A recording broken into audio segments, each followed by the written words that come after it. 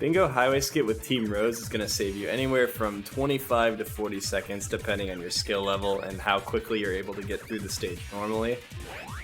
It starts right at this first checkpoint up here. Once you're up here, you're going to do Team Blast glitches by pressing B and X on the same frame in flight formation until you have Team Blast. And then you're going to use Big to make your way down here. You can mash C down there to see where you're going. Once you're down here, you're going to Team Blast, and we need to Team Blast in order to have enough speed, since Team Rose gets a speed boost from their Team Blast. That's one of the side effects. That's what allows us to pull this trick off. So once you have your Team Blast enabled, you're going to be going double speed, which is what you need for this trick. You're going to jump off of this ledge and perform a belly flop cancel into Cream, and then start holding straight right on your control stick. So the inputs for that are going to be B, A, X, just like this. And you can see I'm holding straight left now. The big tricky thing about this is just timing your belly flop. If you don't jump off far enough from the ledge, it's going to look like Big just kind of hits the side of the thing or the ledge and not really go anywhere. If you overshoot it, you're just going to fall. So you really want to practice getting that sweet spot of when you do the cancel and hold right, you get that to happen. Next step, you're going to hold right until right about this point, where this rainbow colored pole right here goes past Big's head.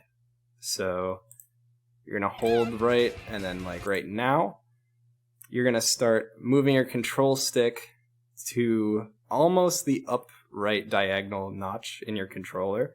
What I'm looking for during this part is to try to aim Cream's head in between the flight circle for Cream and the power one for Big. So like right in between there, I'm trying to aim it, making very slight adjustments to the control stick angle. And basically that's what I'm doing this whole time here. And also, I continue doing this until this blue thing in the background here is about this far away from the screen-ish.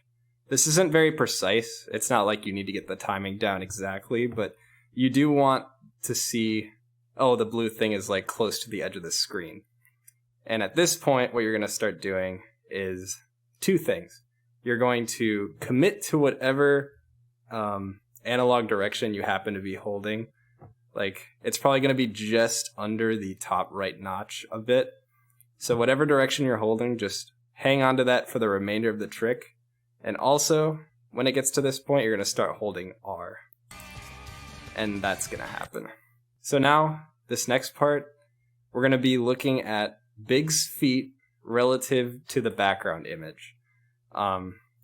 Basically, you can imagine an invisible line, a vertical line on like the left red line on this roulette wheel here. So if you imagine a line right here, we don't want Big's feet to cross that line. We want him to get close to it, but then we want to back off before we cross it. So it kind of looks like this. So as you can see, I hold R to make his feet go towards the line, like that, and then I let go of R to bring him back. And I only want to let go for like a split second before I start holding R again. So you're kind of just letting go and pressing down R rhythmically, making sure his feet don't go past that line. And eventually you're going to notice part of the level. Yep, this chip right here is going to load in after a while.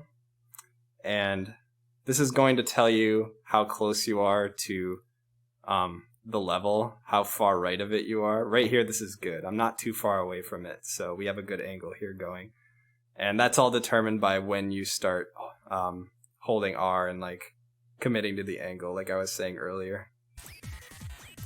So you're going to keep doing it, and then eventually the Chow tent in the left is going to appear. That's where we're trying to land. Right there. Yeah, and as you can see, I'm very close to it. Sometimes it'll be like way over here on the left, which means you just want to keep doing this for a little longer than normal. But right here, since I'm so close to it, I can let go of the angle just by holding R and then pointing straight up to fall to it. If you notice that it is further away than what I had, it's like over here, just continue doing this for a bit longer than you normally would. But yeah, from here you can just follow the tent. The goal ring is going to be right in the middle of it. I recommend switching to big as you fall, just so that you can land right on top of it and finish the level immediately. And yeah, it looks like that. If you are a bit too far away to land in the tent, you can always try to land on the section before it, the red carpet area. That's totally fine. You might lose like 4 or 5 seconds from doing that, but a lot better than a death, obviously. But that's what the skip looks like. And I will play it all one more time at full speed, uninterrupted, just so that you can watch the inputs and get a really good idea of what you need to do.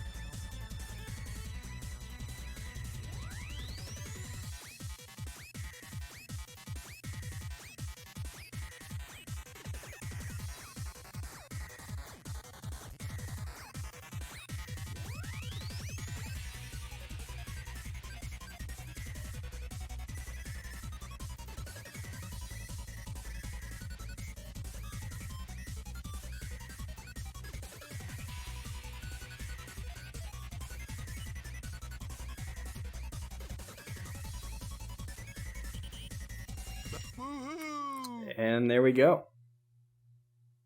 If you have any questions, feel free to comment below. I'll try to respond as quickly as I can. Otherwise, you can find me or somebody else in the Sonic Speedrunning Discord. If you join that, I'll leave a link below to that. Or you can check me out on my stream and just ask a question in chat anytime at twitch.tv/freefallyyz. I hope this video helped.